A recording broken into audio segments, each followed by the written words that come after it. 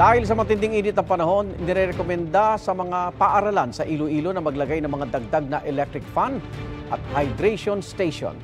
Problema rin ng mga residente sa Iloilo ang epekto ng matinding init sa kanilang mga alagang hayop. Live mula sa Iloilo City, may unang balita si John Sala ng GMA Regional TV. John?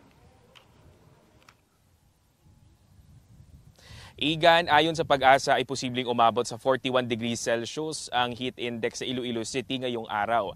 Kaya hindi lang mga tao, kundi pati mga hayop ay kailangan protektahan sa gitna ng matinding init.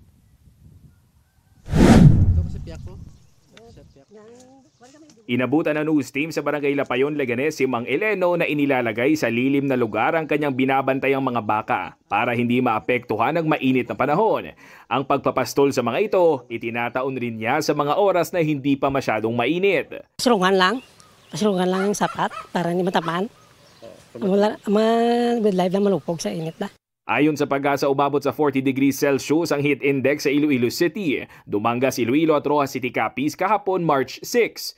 Kung ang init na nararamdaman ng tao ay nababawasan sa pamamagitan ng pagpapawis nito, ang mga hayop, limitado naman ang sweat glands. Dahil dito, maaring mapagod ang mga hayop, ma-dehydrate at ang iba naman, maari pang mamatay.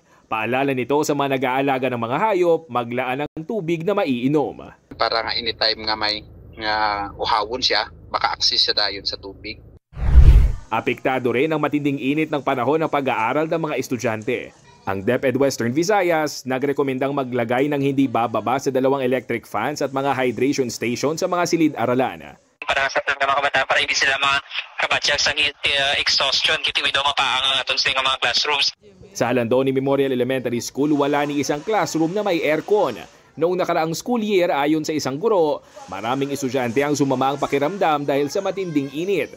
Bilang aksyon noon, nagpadagdag ng mga classroom ang paaralan. May nakahanda ring mga gamot para sa mga estudyante. Yung amon nga clinic teacher, kompleto kami da aircon, ang amon nga clinic, kag kompleto gid ang amon nga mga medicine.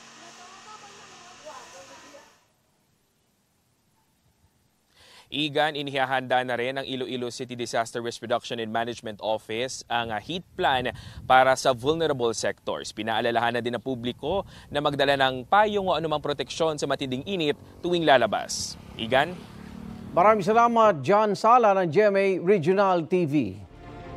Igan, mauna ka sa mga balita, mag-subscribe na sa GMA Integrated News sa YouTube para sa iba't ibang ulat sa ating bansa.